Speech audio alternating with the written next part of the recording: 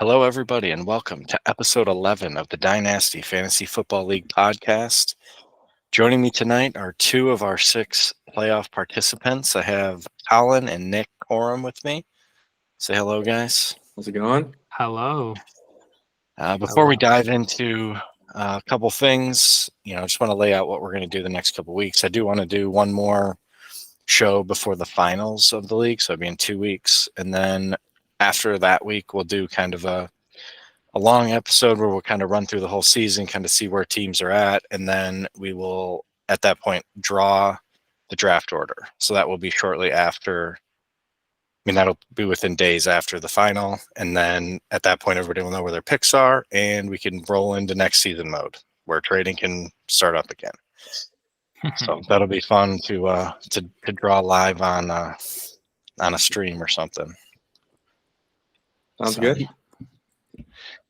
Right, I'll be sure to pay attention so that I can know where my 3 5th-round picks are. All right, so here we go. Let's talk about, we've had, this week was the trade deadline, so we did have a few deals go down. So let's start. Colin, you and I made this deal. Well, it was kind of a, kind of just low-key under the radar deal. Look, you felt you had too many wide receivers, and I'm always willing to trade running backs because I hate them and they're fickle. So, yeah, I had a lot of wide receivers. Chuba Hubbard, he had a decent playoff schedule. They've been giving him tons of touches. He's finally gotten healthy and he's gotten touches and he's done decent with it. I feel like there's a percentage chance that he is Kyron Williams for next year, and I see a percentage chance that he's like the third string running back. So I just figured I'd gamble, essentially. What's funny is, I think it's before this season, I needed to cut down on players, and I told Andrew, I was like, between Chuba Hubbard and Kenneth Gainwell, and Andrew's like, well, I have a smorgasbord, or I have tons of third-round picks. I'll just give you one for either one of those. And he had me pick which one, and I gave him Chuba Hubbard, and now he's getting Godwin for him, basically a third-round pick. Yep, so that was a good deal for you. You're like that guy who trades up, he starts with something small and then just keeps trading up. Yeah, but I could have just not done that and just had Kyron Williams instead of cutting Kyron Williams. Yeah, I want to thank you for that. So that was I got him for free. Yeah, Dave picked him up and then he redropped him so that you could pick him up. Who picked him up? Dave. I remember Dave really? was the first one to pick him up when I dropped him. I know that for sure. Wow. Yeah, for me, like I said, I feel like, Hubbard's, but I feel like his upside is pretty capped. Their offense isn't that good. And Miles Sanders is signed there for, He's got 2 more years on his deal. So, Hubbard could be a free agent. So I just don't know. He's been good, but he hasn't been anything amazing. So I figured flip him for a wide receiver that, they get a decent quarterback and he's back to being kind of wide receiver 2 type. So he's still relatively, he's not old, but he's not young, but right. Decent age. So next up, you guys are, I know people are probably mad at me. Some people don't like this. Me and Ben made this deal. I do like Sam Laporta, but I felt like he basically is, I've gotten to where I don't see his value going up any higher than it is. So kind of wanted to cash out, and I used the 2nd round pick to draft him. So in my view, I'm looking here where I'm basically turning 1 2nd round pick into roughly 3 2nd round picks. If Musgrave looked fine, in my opinion, tight ends, unless they're Travis Kelce, just don't have that upside to do anything. So it's he's going to be solid. He's going to give you points, but I just feel like if you can sell a tight end for multiple assets, then I'm going to do it, especially with my team situation at the moment. So I'll tell the audience that I offered, what did I offer? I offered Zay Flowers, Goddard, and Tucker Kraft? Is that what I offered you? Well, I kind of didn't even factor in the random throw-in players. I just kind of wasn't thinking about them. Yeah, so I guess Zay Flowers and Goddard.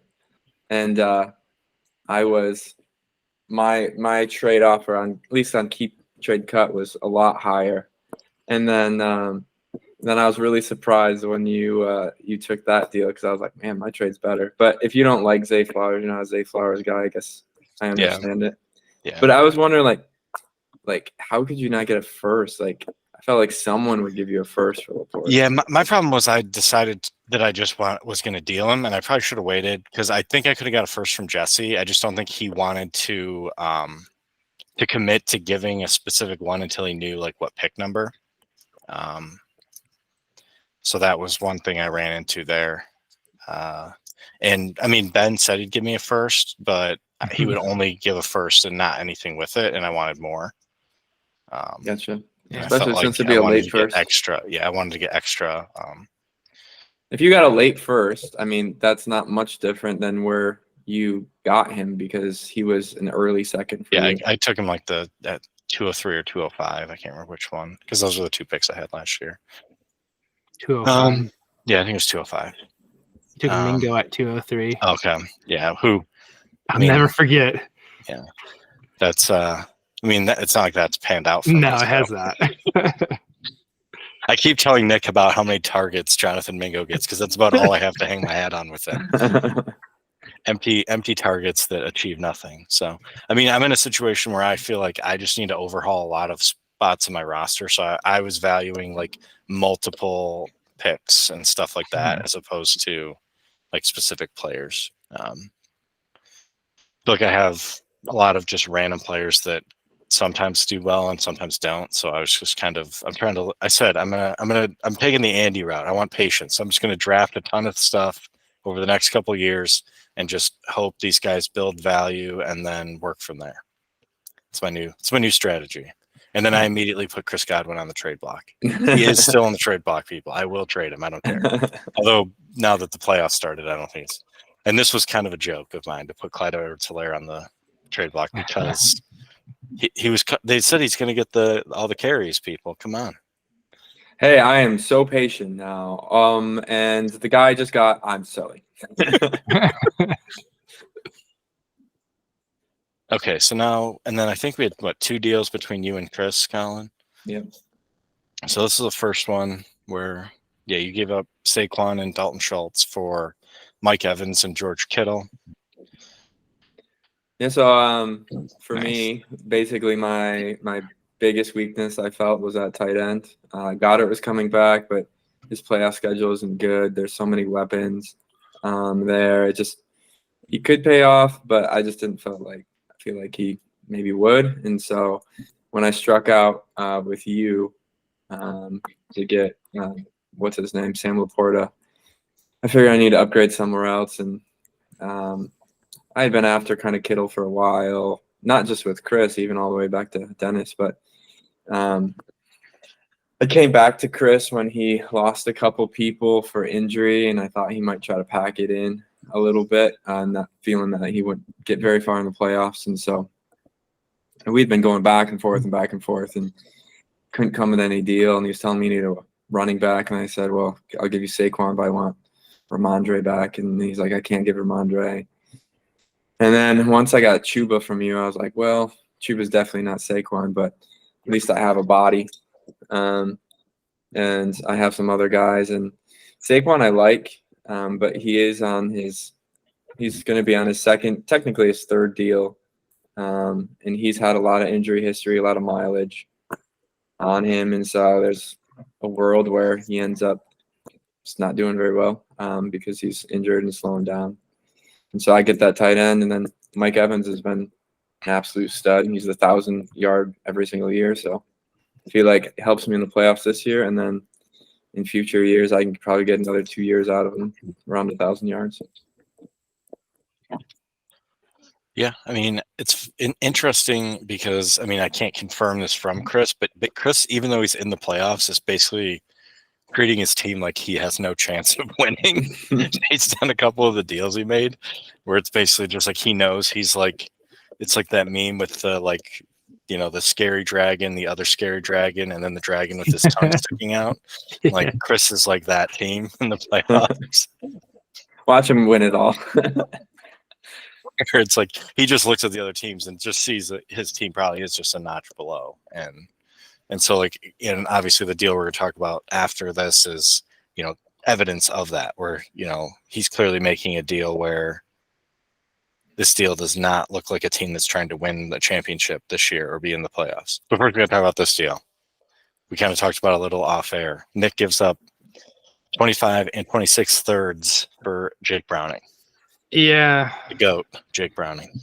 Yeah. Basically, I have CJ Stroud as my QB2, and with him in concussion protocol, I didn't want to have my playoff hopes hinge on the back of Desmond Ridder as my QB2, even though he did just do very well last week. Hold on. CJ Stroud is your QB1. Come on. Who's your QB1? Lamar. Oh, okay. All right. Well, then 1B. He's your QB1. Yeah, exactly. Yeah. Yes. Like, sorry. Not many people ahead of CJ Stroud at this point. No, yeah. I was saying if CJ Stroud is out, my QB2 would be Desmond Ridder. And so I basically wanted, I would say rental, but basically, I mean, that's basically what it is. It's a playoff rental. And I offered him 1/3, and then he countered back. He's like, well, for 2/3, you can have him. And I just kind of sat there, and I was putting my daughter to bed, and I was like, I don't really feel like negotiating because it's Monday night, and I don't want to, I'll do it. Whatever. I was like, I know thirds are, I know the players, you can get around a third.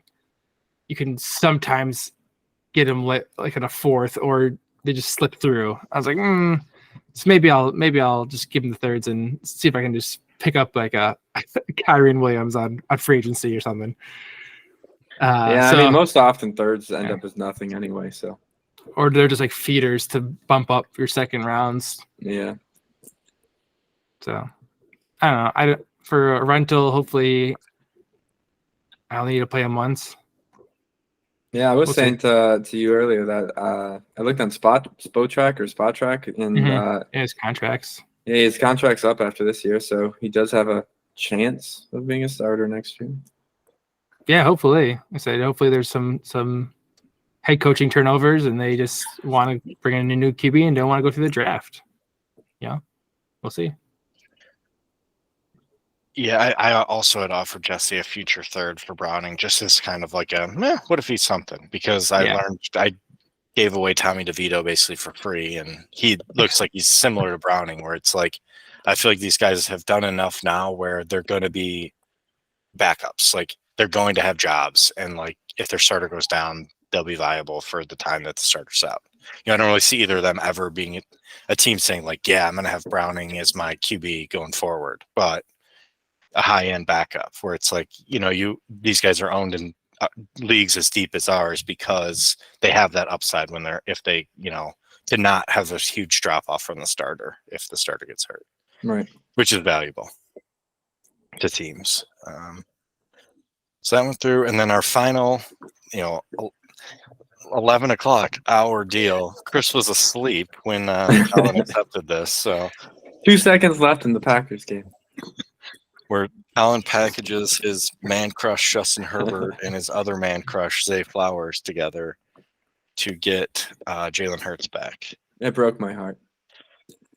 But anyways, basically, so it was Monday and Herbert was down, and it looked like he was out for the rest of the year, which now he is. And even if he wasn't, he was going to play Denver in the championship week, which he looked terrible against Denver.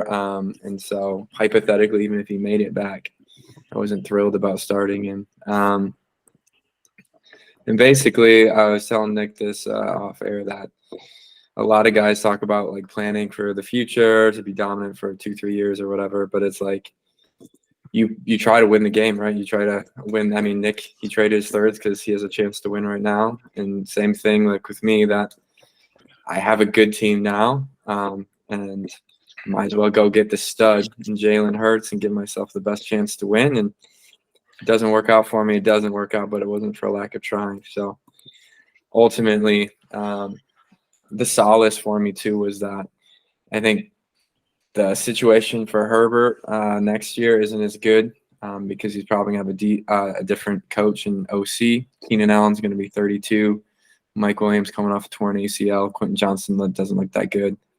And since he's my man crush, I've watched like every snap of his, and he just hasn't looked as good this year. And, I mean, I keep making excuses for him because I'm his biggest supporter, and I make a million excuses for him. But eventually, you just have to be like, maybe he's not as good as I thought he was. And Hurts gets that tush push every single game, it seems like. And I don't love his matchup against the Giants in Week 16, but just because they've been good against quarterbacks. But he has the future in A.J. Brown and Devonta Smith and Goddard and stable coaching staff. So, and I have a ton of wide receivers. Even next year, I didn't have a lot of plans to start Zay Flowers in 2-3 years, definitely. But next year, I don't even need to start him. And so it just seems like a repetitive asset. And so Chris, looking at his lineup, he needs another wide receiver. And so it just kind of made sense. And so Monday, I just asked him about it, like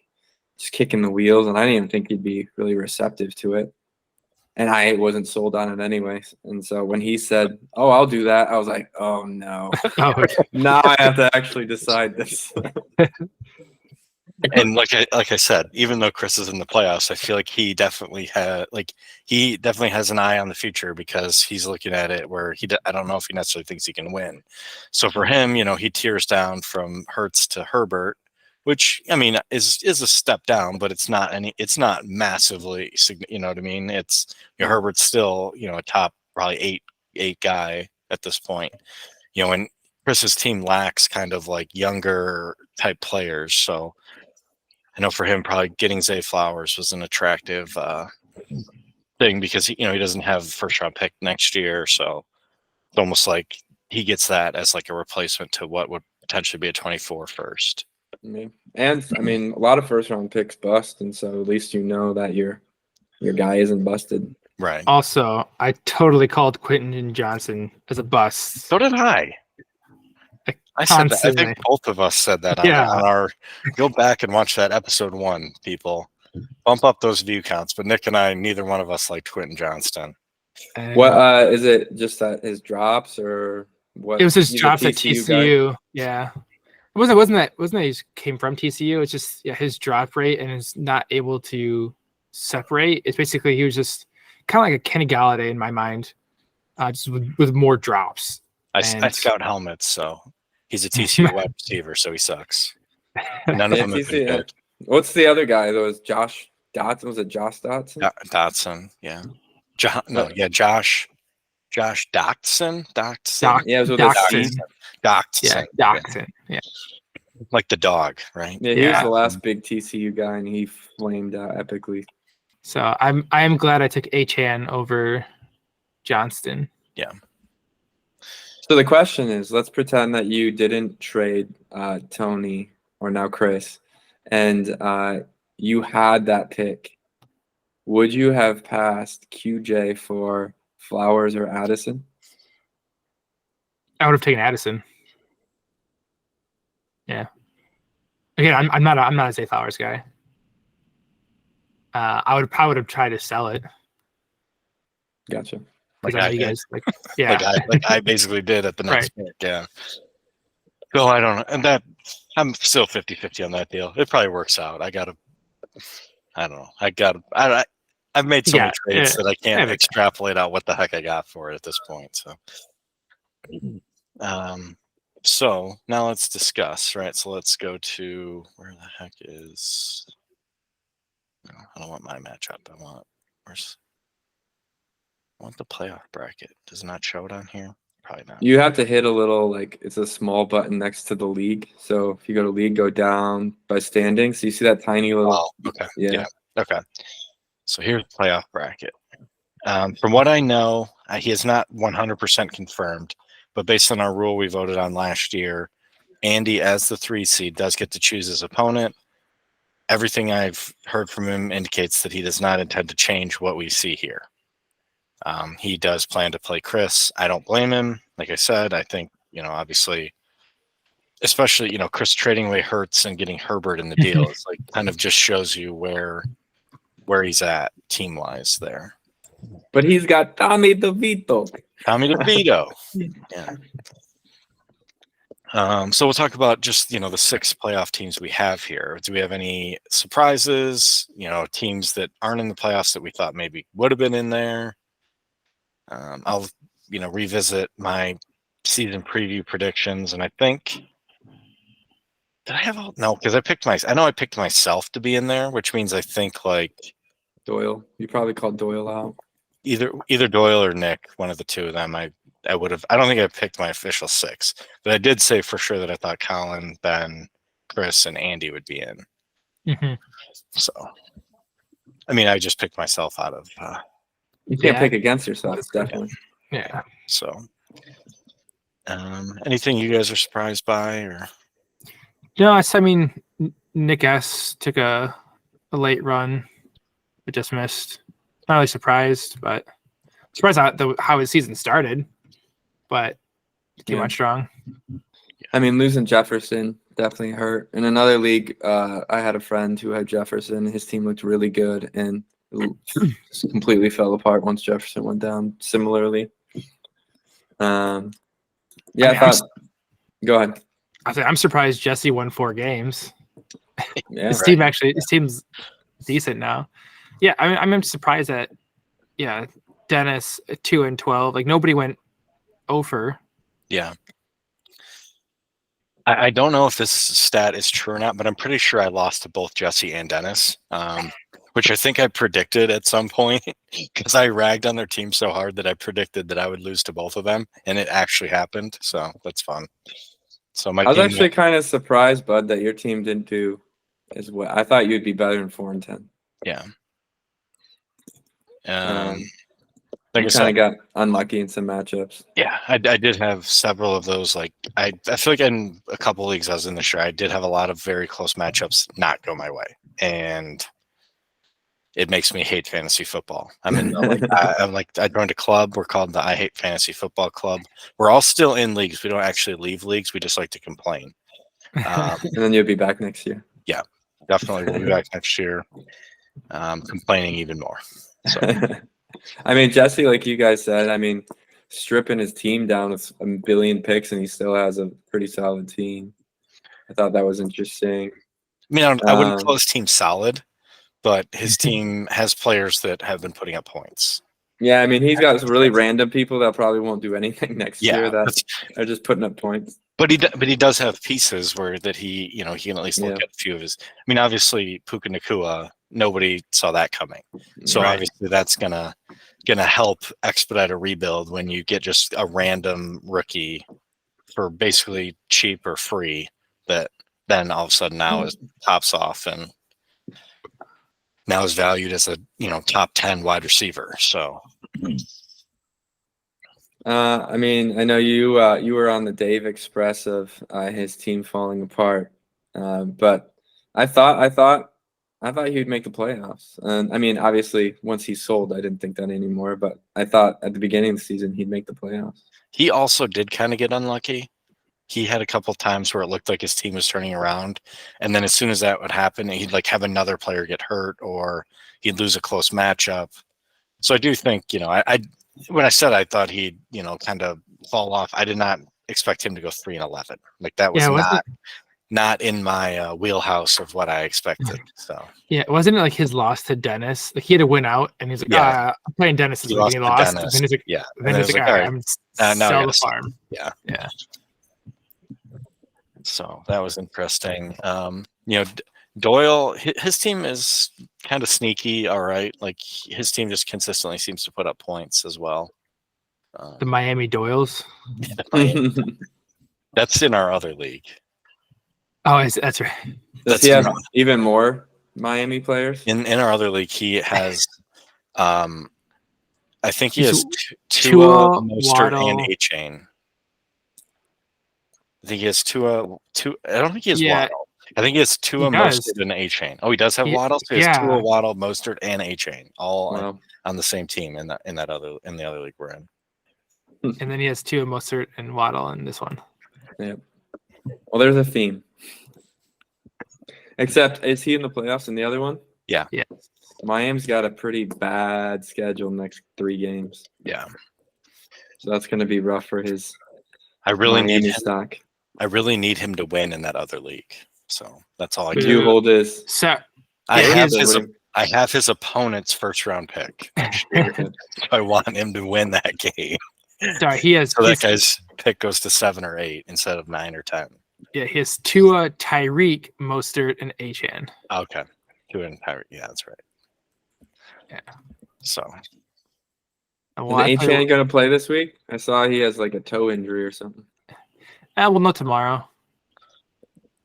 Yeah. That guy, like Wednesdays when he's are on the usually field, rest when he's days. on the field, he's a stud. But he's been Electric. injured all the time. I was watching a thing today where people are trying to predict the top 12 players in ADP next year. And somebody was like, somebody's going to take Devon Achane at the end of the first round. It's just happening. They're like, there's no way this guy falls out of the first because of the hype is just going to be insane going into next year. Just Yeah. based on, especially because like if Mostert retires or something, like it's going to be like, even if the sell is he is only going to get 150 to 200 carries, and people will be like, it doesn't matter. He could take half of them to the house. He's just so. All right, so let's talk predictions here. Colin, do you want to predict this first round? Any? I mean, obviously, Andy and Nick right now by projected points would be the two that Yeah, prevail. so do I'll we definitely think they're- say I think Andy wins. Yeah. Sorry, Chris, but I mean, you sold your team to me. Thank you. And the other one, I think, does CJ Stroud play? Does Nico Collins play? If those guys play, I think Nick wins. I think if they don't play, then it's 50-50. I think Nick will win, but if Doyle wins, I would not be terribly surprised. Same. So I'm Yeah. I'm 1-3 against Doyle this year in all of our leagues. So I kind of want to change that. This is the time. Yeah. Yeah, I kind of can get on board with what you went with there. I was trying to, at some point, I was going to list odds of all teams, of the 6 teams to win it all, but I don't have the brain Time. capacity to really think about that. I'll just put that I would put I would line Chris's odds at about plus 5,000. So for anybody that doesn't know odds, that's 50 to 1. I mean, Colin, I'd probably put you at about even money, right around even money, maybe even a minus 120. Yeah, minus 110. Yeah, maybe something like that. And obviously, sometimes you can look at the bracket and be like, oh, well, 3 of the top teams are in the, 3 of the 4 top teams are in the top. So maybe look at the bottom but with our new rules where next round, Colin, you can basically pick your opponent. It is also a little harder to do predictions because, like you said, we could have somebody win, but their starting quarterback gets hurt late in the game and now is out, and they're become an obvious choice for you to go against next week. You've even floated the idea of choosing Ben, but yeah. we'll So see. Ben, I was thinking about coming after you because you got your San Fran boys against the Ravens, week 16, but then you got them against the Commanders in the championship, and they're gonna just destroy the Commanders. So maybe my best hope is in week 16. I don't know. I don't know if I'm that bold. I was talking to Nick. If any of you guys watch Survivor, at the very end, like the person who wins the immunity challenge, they get to pick if they're gonna go in the fire contest or if they're gonna keep their immunity. And sometimes they put themselves in the fire because if they win, they have a better chance of winning the whole thing.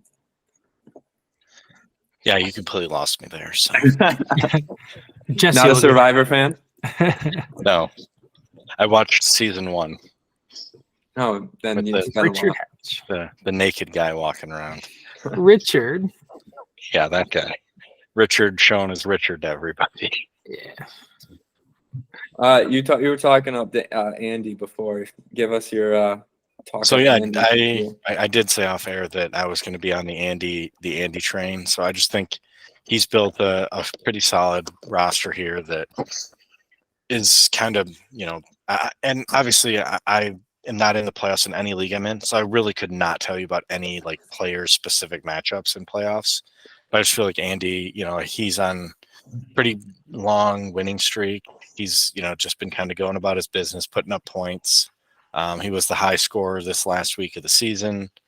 So he's just, obviously him losing Tank Dell is definitely a huge. You should have traded me Tank Dell when I sent you that offer, Andy. But what'd you try to get? I don't even remember. I just know I tried to trade for Tank Dell. I don't even remember. Honestly, I couldn't even tell you what it was. It might have been something to do with Sam Laporta, is what I think it was. But he doesn't really need a tight end, so he's Hawkinson and Komet. So that's what I mean. Andy just kind of has, if he does get an injury somewhere, he does kind of have pieces where he can plug in. And I just, Ayuk's been playing really well. Pittman's been putting up points. He's still got Jamar Chase. Rashad White has probably been better than I anticipated. Dak is playing probably some of the best he's ever played. Obviously, doesn't have a great matchup this week against Buffalo, and then Justin Fields has upside. So I just feel like, he's definitely a contender. Like I said, I don't know, man. If I was making lines, I honestly might have him as my second most likely winner. But just the fact that you have to win 3 games instead of 2 makes it so that Ben's obviously a more likely winner. So, what are the odds that Chris upsets Andy round 1? Not good. I don't know. Andy's got to have a. I might actually take it. Yeah. Yeah, because I mean, but Chris has Madison in it. I heard Madison's not playing. He's got Barkley. He's Aaron Conklin. Jones might come back and play this week. Then you can plug him in on his bench. Oh yeah. Hey Chris, if you're listening to this, Schultz is playing again. You can put him in over Conklin. Yeah. But I mean, Prescott against Buffalo. Chris has Parker Washington. He's going to win. Come on. But I mean, Fields against Cleveland is going to be tough. Yeah. Dak against Buffalo is going to be tough. Chris has, it's Mooney. I was thinking he was Colin and DJ Moore. Yeah, no. All right. So I don't know. I think it's been close, I think. Also, Nick, I forgot to mention earlier, you said you didn't want to have to start Desmond Ridder, as QB2. Yeah. It's taken him this long, but he kind of has finally figured out their offense. Yeah. In trouble, just close your eyes and just throw it to Drake London, and he'll just go moss people, because that's basically all he did last week. It's just like I watched the Drake London highlights with all of his catches, and basically it was either him just like roasting guys on like 10 to 15 yard out routes, or literally just Ridder throwing it into double coverage and Drake London just beating 2 guys for the ball. So the key is be a run first team, but throw it 40 times a game. Yep. Yeah. God. That's definitely key. Who do they play this week? And they play Carolina. Come on. Although that's definitely not a recipe for Ridder to have a big game. They should beat them, which means then they will run the ball 74 times. So Debo needs to score 40 for Chris to have a chance. Yeah, that's possible. They're playing Arizona. He could definitely do it then. And Mahomes' angry game. Yeah. So, all right. I think that's a comprehensive playoff preview here. Like I said, we'll be back in 2 weeks to preview the championship, whoever that may be. So let's all make one last prediction of who we think the 2 teams are going to be in the finals. And before we go off the air here. So I'll start. I will predict that it's going to be Colin versus Andy in the finals in 2 weeks. You want to go? Or you want me to? I'll go. Okay. It's. I'm trying to get a read on if Colin's gonna build the fire or not. Jump into the fire, or go for the immunity necklace. I mean, I gotta pick myself in the finals. I think I'm gonna say myself versus Ben in the finals. Somebody's gonna knock Colin off. All right. That isn't you. Oh, it could be. It could be Could you. be, It could me. be. Could be Ben. I'll echo what Andrew said, and I'll say me versus Andy. Either A, I knock off Ben, or B, I knock off Nick, and Andy knocks off Ben. Interesting. That's my hope, and I'm not going to pick against myself. So Right. It's just funny because when you first asked who you think it's going to be, I was like, yeah, I think it's going to be Andy and Colin. And then Andrew said it, and I was like, okay, I can't pick somebody else. I might as well pick myself. no one picks Ben. That's interesting. I think Ben definitely could be there. No, didn't Uh, Nick pick Ben or no? Oh yeah, he did. Yeah, he Nick did. picked himself versus Ben. Yeah, gotta have the East Side finals. Yeah, we need somebody from the East Side to win. That's been a complaint. This has been a West Side dominated A complaint from the East Siders from the East Siders. for a lack of ability to play fantasy football. Maybe me versus Ben. Then we can do East Side versus West Side. Yeah. Or All I right. guess Nick versus Andy. Except Andy's not really West Side anymore. He's in the UP, so he's kind of like North Side. Yeah, but he's still West. Yeah, he's more in Packerland than Lionland now. That's true. All right, so that'll conclude this 11th episode of the podcast. Thanks for joining me, and we'll see you guys next time. Have a good one. Bye. Good job, fellas.